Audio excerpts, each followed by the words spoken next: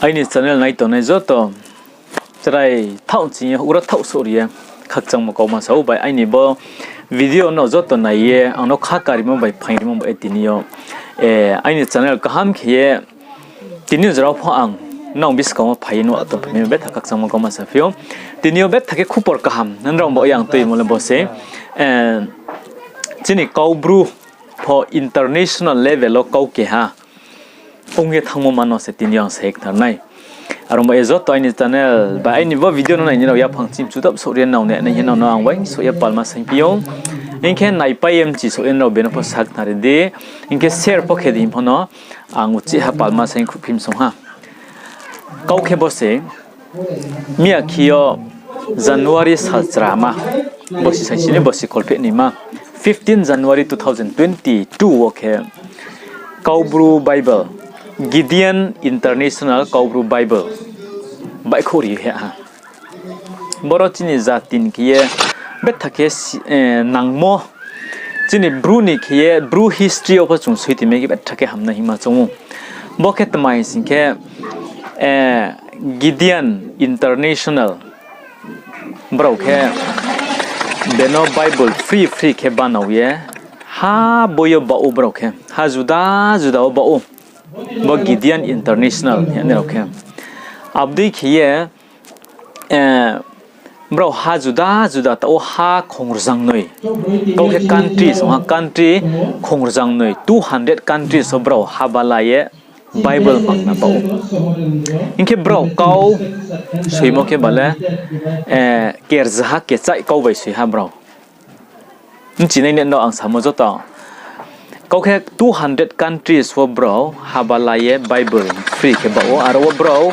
kau si mo ke 108 language bai ke bro suyo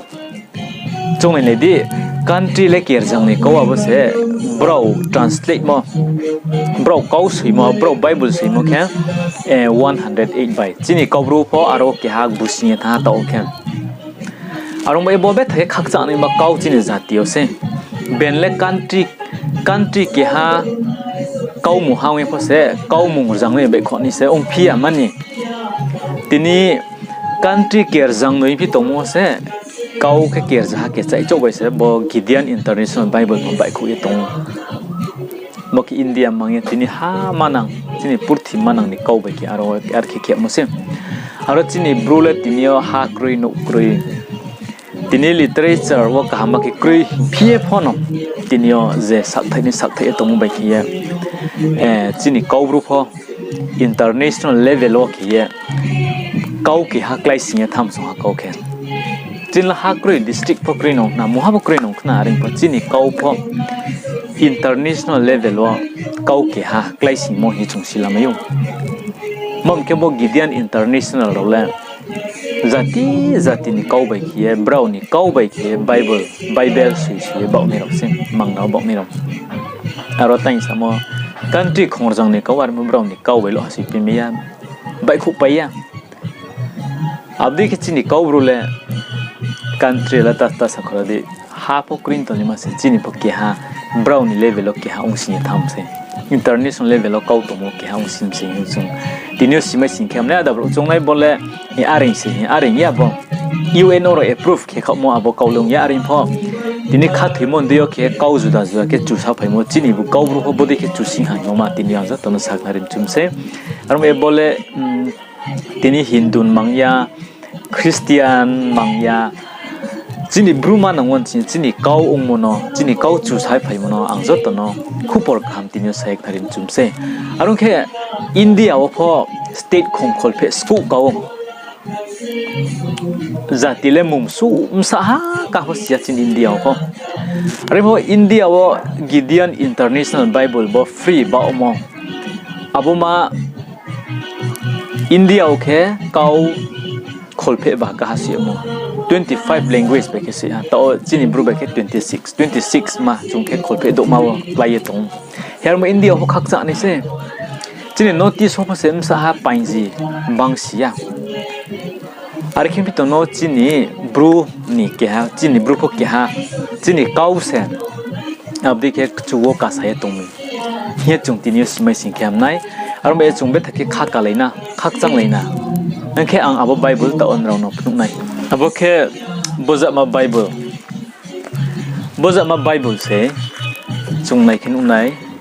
budi ma bible ste khrang kia soye bo moza ma bible bo khe boza ma kau khe tai bu samo kau juda zabe khe se ami soye purthi ma no sayam se he borwo chini kau bru bai pho ta le kya bai khu thang arong be thakak chang song khema tongo chini kau bru no chung ada bro la chia u sa nai beng za tin kau no chung be thake sau chung toi san pho chung ya da bro la kau bru bui pho sa ya chung kau bru sa tin beng za tin kau no so khu sin sa ye tong pho are pho chini za tin ni chini ma ni kau ang no ba khai ni ni kau nung no ba khai ni kau pho tin ni chu sa ye phai tong ni chung silena arong be thakak sama su khema tongo Gideon International raw habala mo bai khiye chini kaubru kaupho chini kaubru pho international ni brown ni level of ke ha kaung phie chini India pho brow suimo wo kaumung kholphe bab chu se brow bai khore khubudi ma kau bai khiye aro chini kaubru pho busin thamai mola tini chini kha thinayo habala nei kam tom se chung silamayo abde khe bo bible bai khori ma program khe Anando Sagar nyawo Anando Bazar ni bokhen not Tripura was tongo Goshiram lai sanang ni para was tongo bokhen not Tripura wo arwo miyakip wo January saltra bosesini bosi kholphe nei mawo bai khoria obo Bible khia arwo phatharni nonpisna bo Gideon International ni habala nei ugra kam bang maro pho phayo abdike chini kaubro nim samum su mumbai khiye tini pastor thum laye mondoli boy ni tini DBA Dergang Baptist Association doni pastor of tini EFC Evangelical Free Church of India ro chini bru tongne ra unke bru Baptist Church of India ro unke bru Baptist Church abdike tre khati nem tho juda ni chini bru rok thum laye bono khak changye bai khori layo arong bai bo chini zatio ke ha step kamo se hi sina inke chini kaubru kauno tui sa nai bo pan bo chung bet thake phain thing leina sak thai leina ye pal phama sai phim song ha tinio chuwe phai ha taw pham arong bo ke ha sarkar no demand ane phana ya India sarkari no chini kaubru no pho recognize case ta hin tong na ya nungwang tui sa ke emnes onge ma thanai emnes chuwe thanai arong ba ye nini kau nini mani kau tui sa mo pandawle ke ha zati no ke ha sarkari no memorandum soye demand tong ma ya sign tong ma ya chung nungwang tui sa ke emnes sa bole chuwe ma thanai ye tin yang sam swar ma be thake khak chang ma su ma tong phi ai ni channel na ye tong ne no bo kau tuma no tre be no pha saik na de mo se arong ba ye abo program of chung nai le nai Bible bai khori mo release mo program rom samor of chung nu nai ang phuk nai joton ro ai channel no ya phang chim chu dop so nai so di ai ni video nai so di hian no palma sang phim so ha joton no khak cha ha chini bru ai vlog tho chini bru ham tho cha tho tre kau ba ha tong mai tho tre body ki ha ba kam ka tho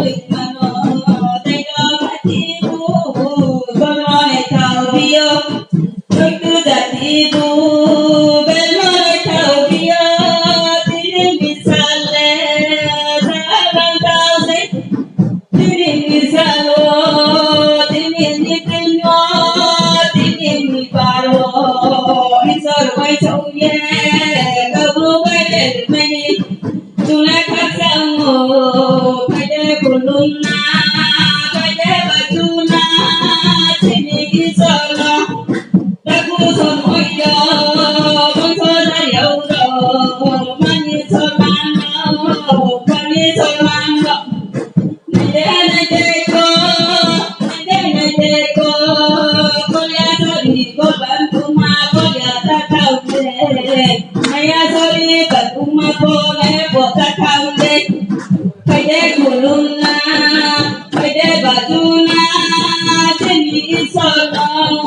Ghiền Mì Gõ để không bỏ lỡ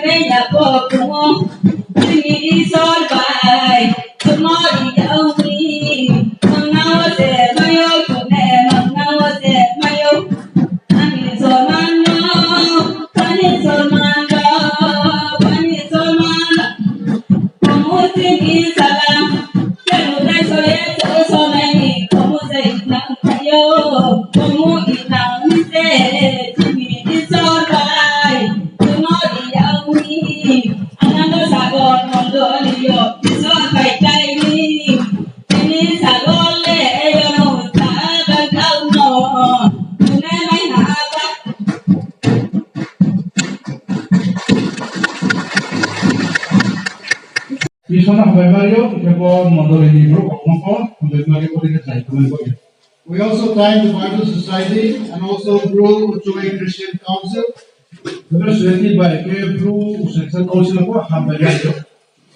for allowing us to reproduce the scripture like this for free distribution.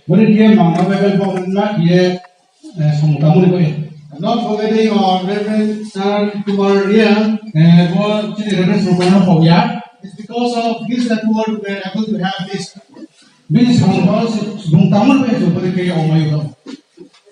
I also want to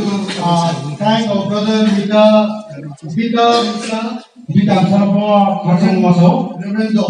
Reverend Dohan, Reverend Damanjoy,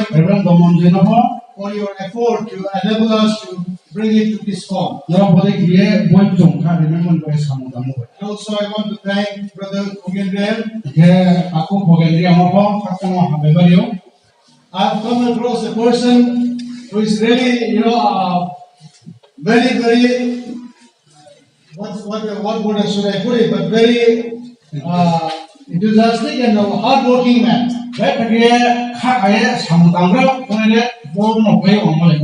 Once we have, we also want to thank our late Reverend Reang. In the past, we said it is not possible. Then Mr. Late said, we will sacrifice Mizo and we will bring blue.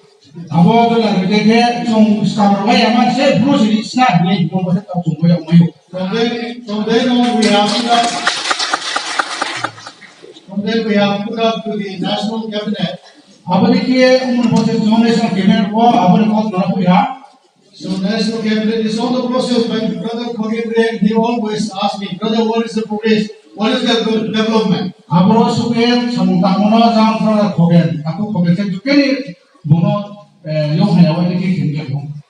I should tell you, brother, there are so many formalities. The state, the national, then go up to the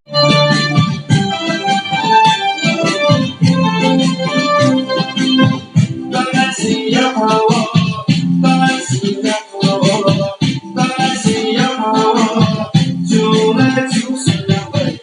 cho kênh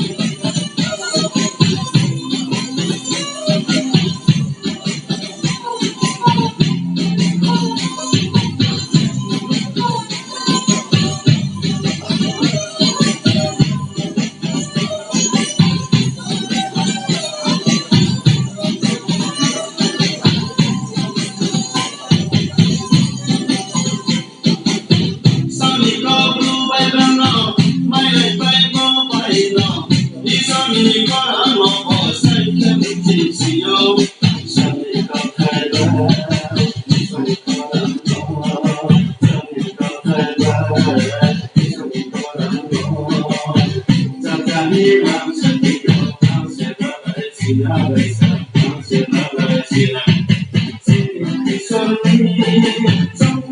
hấp dẫn.